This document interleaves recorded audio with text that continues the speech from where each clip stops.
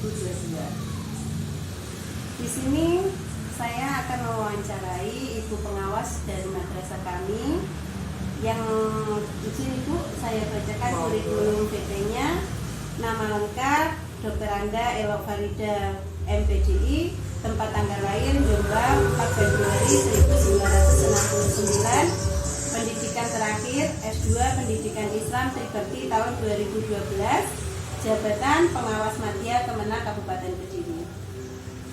Terima kasih Ibu sudah meluangkan waktunya memberikan kesempatan kepada saya. Saya mulai untuk mengajukan beberapa pertanyaan Ibu.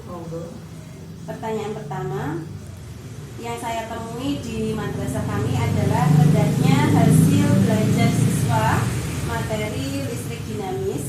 Jadi pada materi ini Bu, saya mengalami, anak-anak mengalami hasil belajar yang cukup rendah. Kira-kira penyebabnya karena apa Bu? Kalau pendidikan di MTSN seminar tentang listrik dinamis itu terkategori rendah, penyebabnya ini beberapa hal.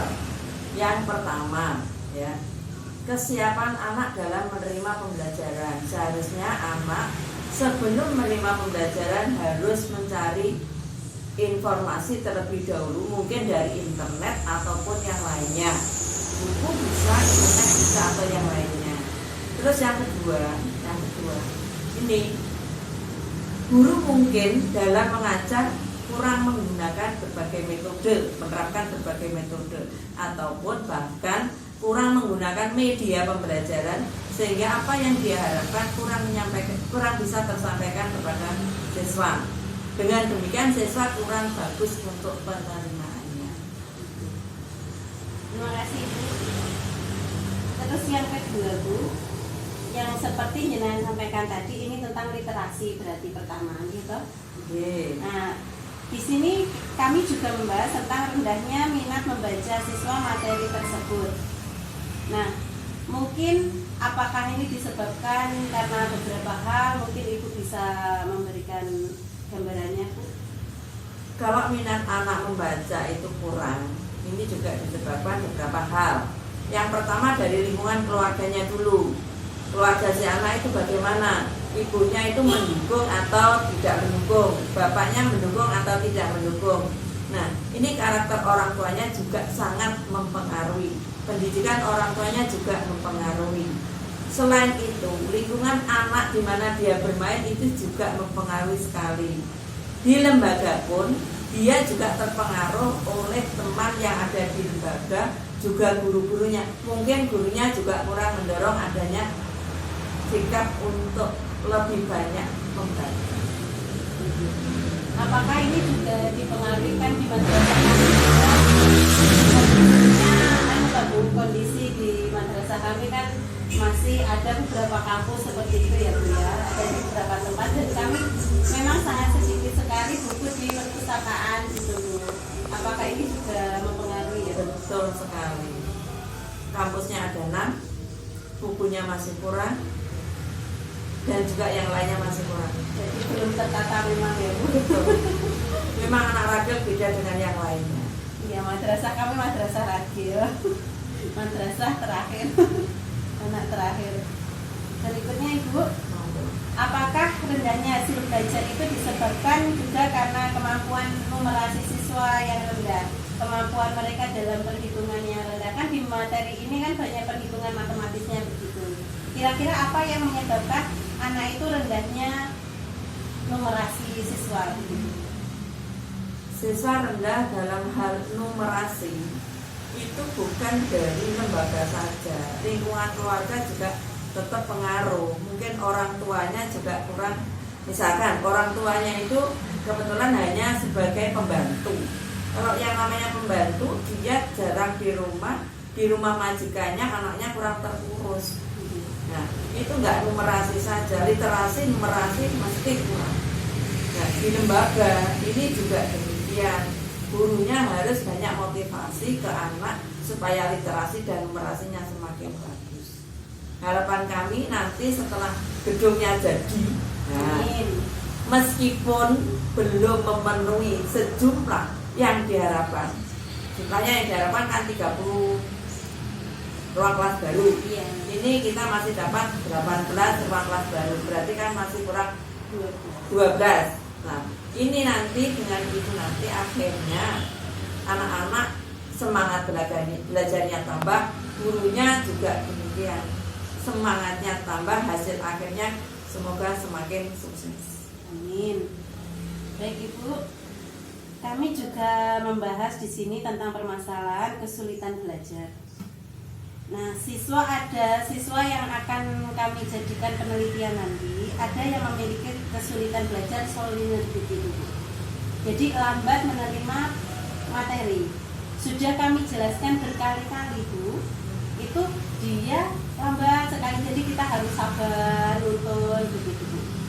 Nah, terus yang saya wawancara kemarin guru BK, memang sikapnya anak ini kan dia punya sifat yang suka menyendiri, susah untuk berteman, bergaul seperti itu Bu. Dan katanya pernah konsultasi juga sama orang tua, katanya memang dia kalau di rumah itu sering di dalam kamar seperti itu Bu.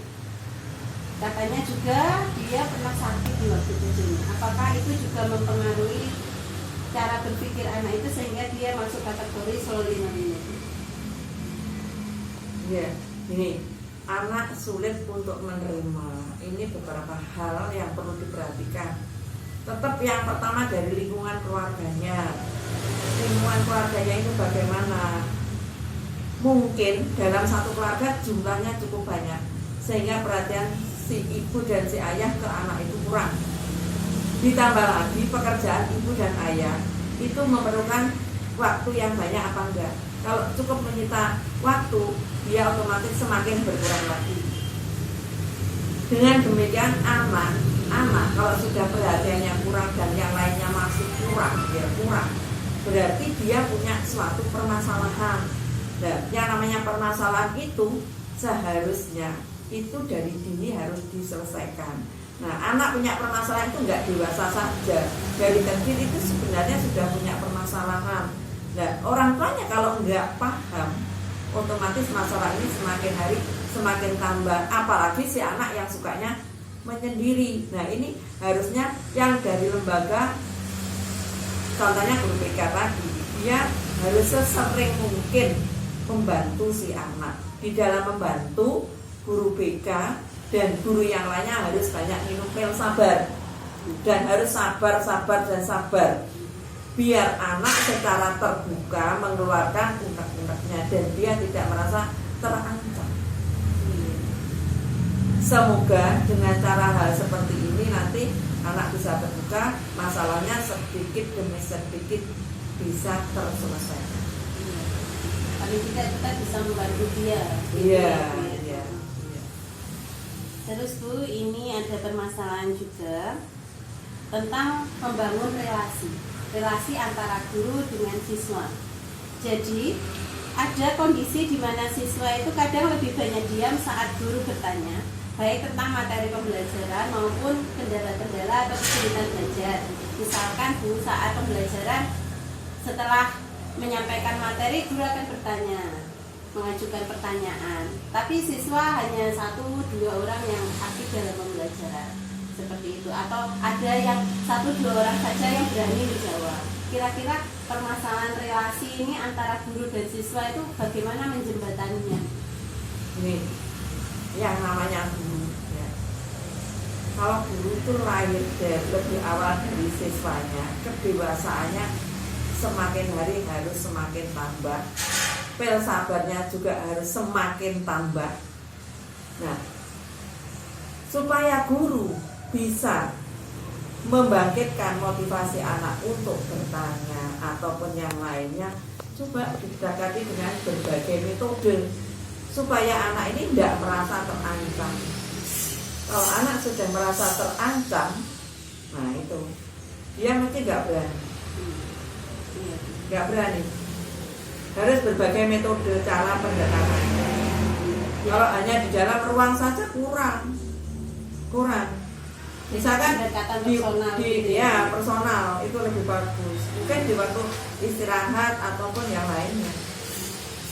Gitu. Kalau pengen Iya. menyatu dengan visual.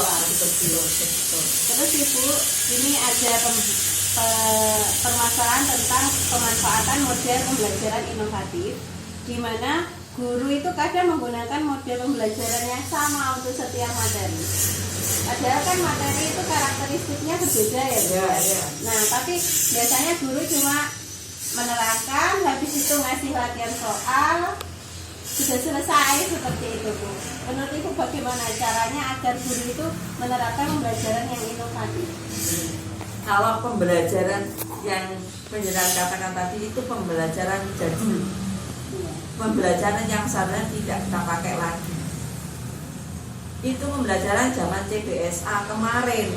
Kita kan sudah menggunakan kurikulum 13. Nah, kurikulum 13, di dalam kurikulum 13 itu ada 4C.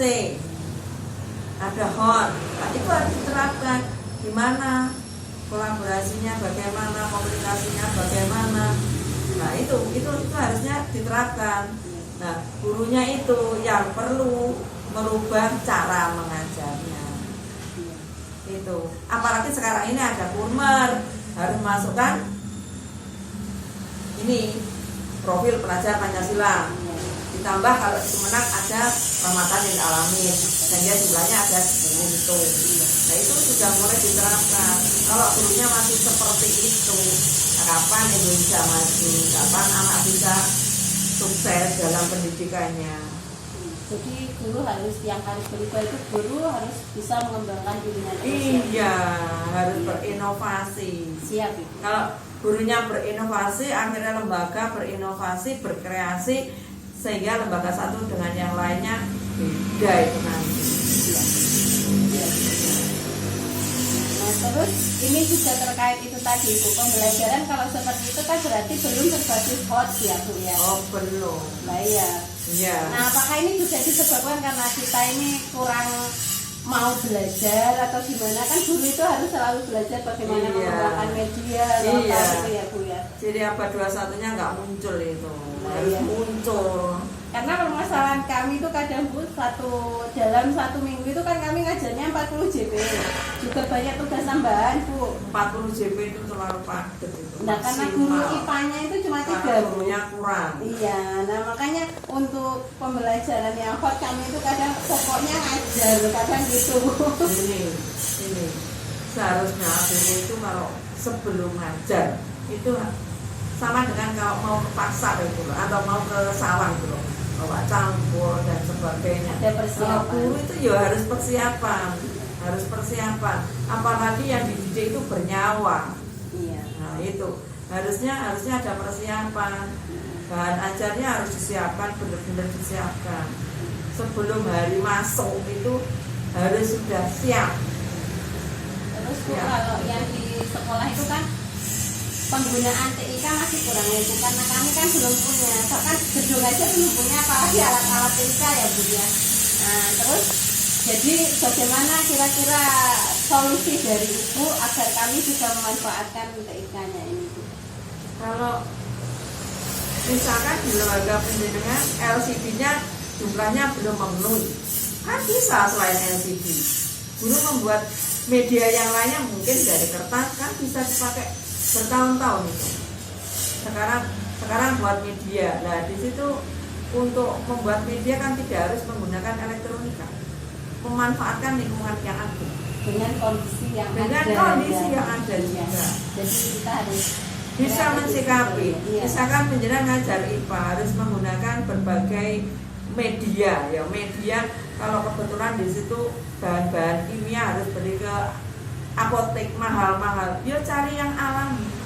Yang alami kan ada. Iya. Yang sekiranya kita nggak mengeluarkan uang banyak, sesuatu disuruh bawa, kita gunakan bersama-sama, kita praktekkan, anak nanti lebih hijau, lebih santai, lebih Iya, jadi anak lebih aktif walaupun dengan alat-alat yang sederhana yang kita temui sehari-hari saja ya, Bu ya. betul.